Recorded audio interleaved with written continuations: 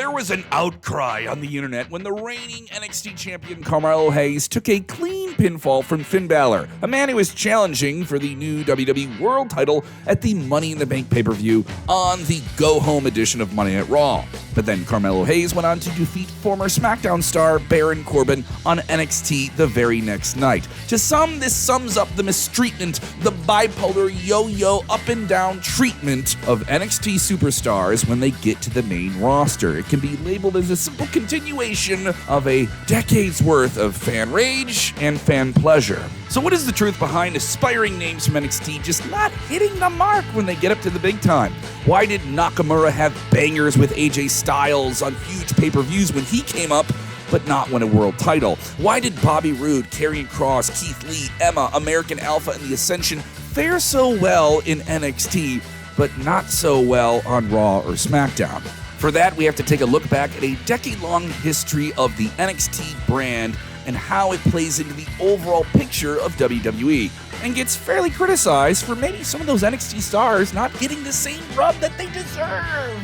In 2012, WWE ceased operating FCW and instead started calling it NXT, running out of Full Sail University in Florida and truly launching it as its own brand, a truly underground brand, scoring all of the biggest names from the independent wrestling ranks to build basically an in-house pure wrestling brand with Triple H at the head and many trusted veterans at his side. It was actually the first thing that aired on the WWE Network with NXT Arrival in February of 2014.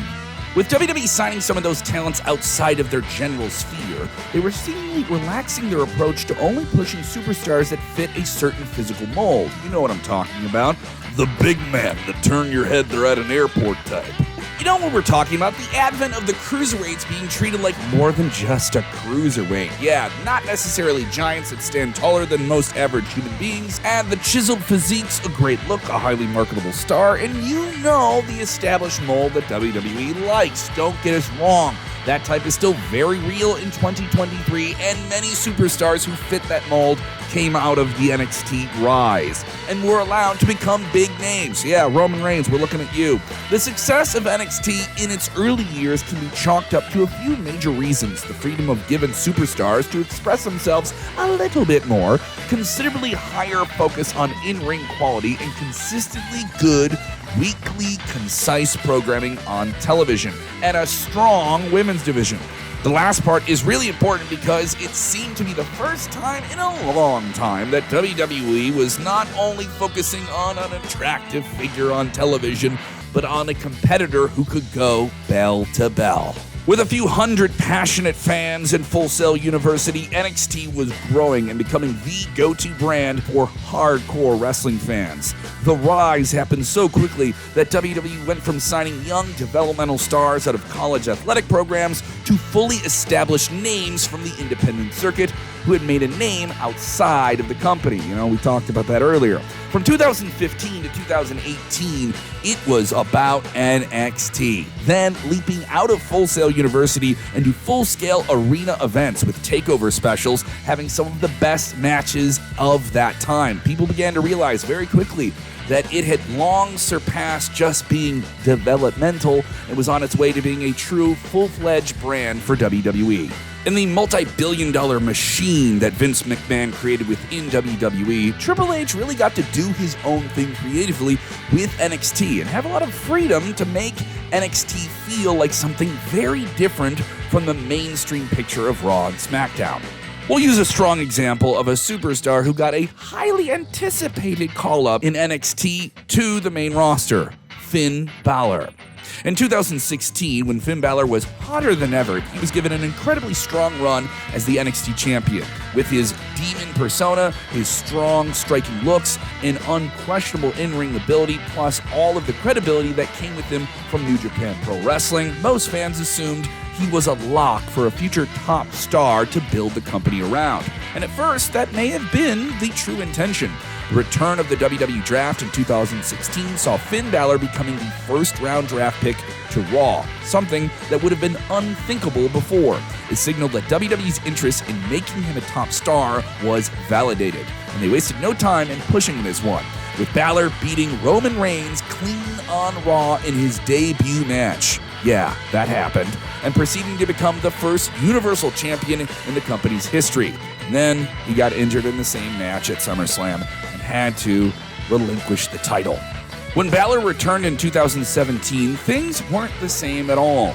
While he was given a respectable role on the roster, including intercontinental title runs, it was a far cry from the heights and the hype he reached in the summer of 2016. Even still, Finn Balor was someone that became a bit of an outlier in that regard. He had a far better WWE career than most ever will, even if it doesn't become something where he's seen as a top-level guy. You can't deny that Balor has provided some big moments on Monday Night Raw and SmackDown. Balor was a crucial part of NXT's rise to becoming a real third brand, as were many other superstars. But it was only in 2019 when Triple H and WWE began to fully push NXT as a third brand.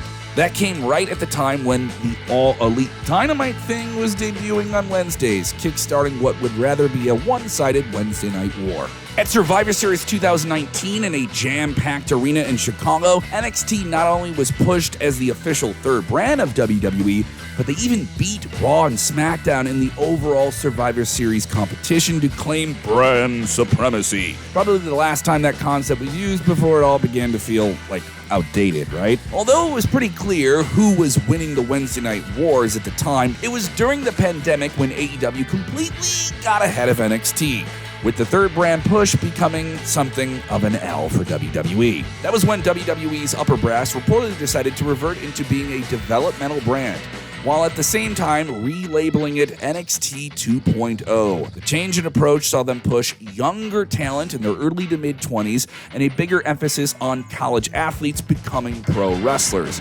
instead of just the independent veterans that some with the NXT Black and Gold brand had gotten used to. The NXT 2.0 shift didn't fare too badly in hindsight, especially with the move from Wednesday nights to Tuesday nights on the USA Network in the United States. It proved to be a fresh change for the brand, something that was needed. Whether NXT's top stars will become what WWE has seen NXT produced in names like Seth Rollins, Roman Reigns, and others is yet to be seen, but in regard to the many failed call-ups, we present an alternative point of view. There's no doubt that WWE has done the opposite of striking while the iron is hot with many NXT superstars.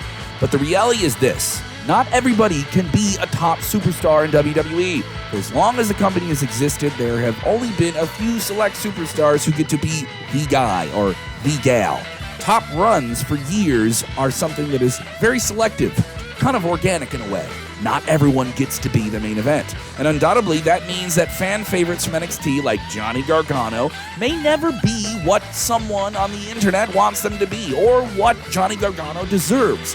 But that doesn't mean it's a bad thing, or that he doesn't get featured on television. At any wrestling company, every superstar has a role to play, whether it's being the top guy, a mid-carder, a lower-card workhorse wrestler, a comedy player, or even, an enhancement talent. Could WWE do a better job with most of the NXT names who go to Raw or SmackDown? Sure. But is it possible for them to reach the level that fans will always hope for?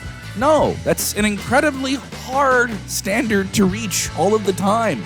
That doesn't mean you're not entertained all of the time.